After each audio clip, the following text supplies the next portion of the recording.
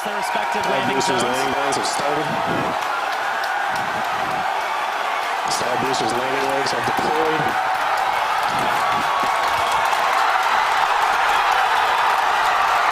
And the Falcons have landed. No sé ustedes, pero a mí esto me parece impresionante. Y basado en lo mucho que me gustó, la primera vez que lo vi, me puse el reto de programar una simulación de esto, que va a quedar así. Para lo que voy a necesitar una parte gráfica y un motor de física, así que vamos a ver cómo lo hago. El lenguaje de programación que estoy usando es Java, en específico una librería de Java llamada Processing que sirve para crear animaciones gráficas, con toda la lógica física viniendo de mi parte. Empezamos con una caja que va a ser nuestra plataforma y un cilindro que va a ser nuestro cohete. Voy a tratar de mantener la escala real de un Falcon 9. Este es un entorno tridimensional, así que es importante programar una cámara para moverme. Yo la quiero hacer como la del estilo creativo de Minecraft. No es perfecta, por alguna razón cuando gira más de 90 grados se corta, pero bueno, funciona medianamente bien. También añado los soportes del cilindro, que son 4 líneas negras porque me da pereza hacer más, un relieve en la parte de arriba y teniendo esto, Processing permite usar una función para encender las luces y ya está. También quiero diseñar unas texturas que voy a hacer en Paint, basadas en el aspecto real para el cohete y la plataforma, y quiero buscar una textura para el cielo. Y ya está, tenemos nuestro cohete. Y teniendo esto listo comienza lo importante. Ahora lo que tenemos es un cilindro apareciendo con una textura en pantalla, pero lo que queremos es que se mueva y que se comporte como un cohete, y para eso necesitamos lo que se llama un motor de física. Ahora, los motores de física para simulaciones, ya sea videojuegos u otras, vienen en todos los tamaños y colores, y tal vez podría encontrar una librería que hiciera el trabajo por mí, o podría haber hecho esto en Unity y haber usado el motor de ellos, pero tratemos de hacerlo por nuestra cuenta, llámenlo masoquismo si quieren. Lo primero es hacer que el cohete se mueva debido a fuerzas.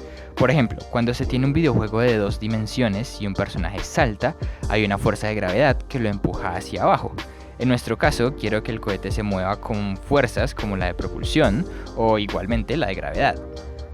El motor de física lo que hace es actualizar la posición usando estas ecuaciones, que pueden ignorar si quieren. Cada fotograma calcula la aceleración según las fuerzas, la aceleración del cohete. Esta es la segunda ley de Newton. Después se obtiene la velocidad con base en la aceleración para finalmente actualizar la posición con base en la velocidad.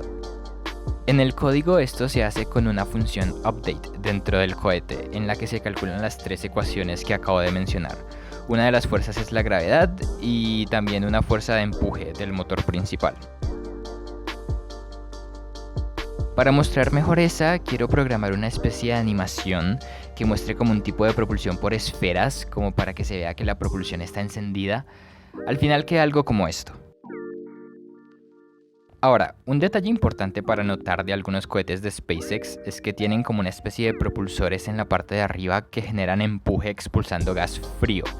Este comportamiento, de hecho, es lo que va a hacer que esta simulación sea interesante, porque añade un grado de complejidad en el motor de física. A ver, los propulsores van a apuntar hacia abajo, con un ángulo de 45 grados respecto a la horizontal, así que van a generar una fuerza en esta dirección, y esta fuerza se va a sumar vectorialmente con las otras para obtener la fuerza total. Entonces, estoy añadiendo los propulsores. Quiero usar la misma animación de esferitas que la del motor principal, pero pues blancas, porque es gas frío, y esto finalmente resulta en algo como esto.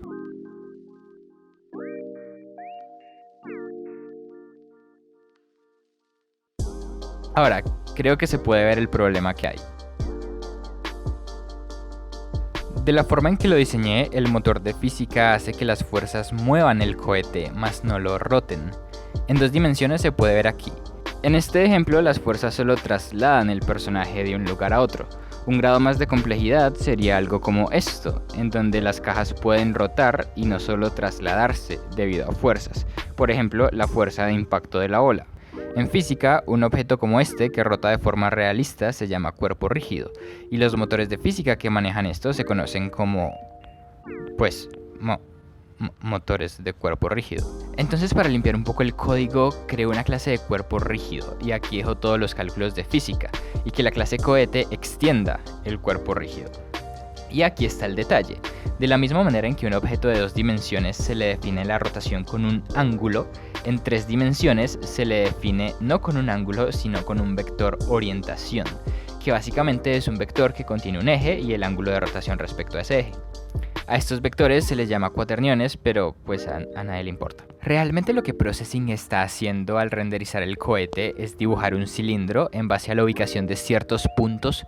Rotar el cohete gráficamente significa rotar la ubicación de estos puntos. No voy a entrar muy en detalle porque las matemáticas pueden ser complicadas y, siendo honesto, muchas de las funciones solo las copié y pegué de un artículo, pero en resumen, en cada nuevo fotograma la orientación se está actualizando según la velocidad angular con esta fórmula, en donde esta es la orientación y esta es la velocidad angular. Esto es análogo, por ejemplo, a actualizar la posición con la velocidad normal. Y usando la nueva orientación se actualiza la ubicación de los puntos. Con esto finalmente se consiguen cosas como esta. Y aprovecho para colorear los ejes. Antes de avanzar quiero que la simulación tenga un mejor aspecto visual, así que voy a añadir una visualización del océano usando algo llamado ruido Perlin. No tiene ningún efecto en la física como tal, solo es para que se vea un poco más decente. Volviendo al cohete, ya tenemos la rotación lista. Ahora vuelve a entrar en juego lo de cuerpo rígido. Es decir, ya podemos hacer que el cohete rote, pero lo que queremos es que rote según una fuerza. Por ejemplo, la propulsión superior. No que simplemente rote sin sentido. Aquí, para que esto funcione, es necesario implementar estas ecuaciones, que son las análogas rotacionales al movimiento de antes. Ahora, si no saben de dinámica de cuerpo rígido, no van a entender nada de lo que voy a decir, pero a quién le importa. Esta I representa el momento de inercia. Por ser en 3 dimensiones es una matriz. Al despejar hay que sacarle la matriz inversa. Aquí se calcula la aceleración angular con la suma de torques y aquí se calcula la velocidad angular usando la aceleración angular. En fin, que teniendo todo listo se llegan a cosas como esta.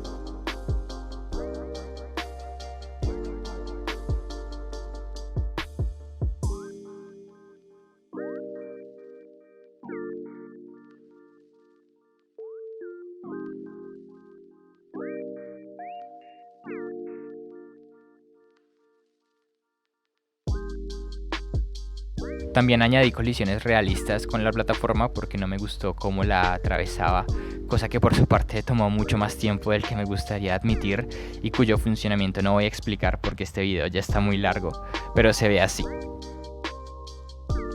Aunque no tengo idea de por qué pasan cosas como esta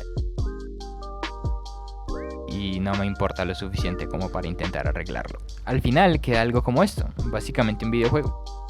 El cohete empieza en una posición al azar arriba y el propósito es aterrizarlo. Yo estoy controlando los propulsores con el teclado. Es como uno de esos minijuegos para aterrizar un módulo lunar, solo que este es de un cohete de SpaceX en 3 dimensiones y físicamente realista. En algún próximo video quiero usar redes neuronales para diseñar una inteligencia artificial capaz de aterrizar el cohete.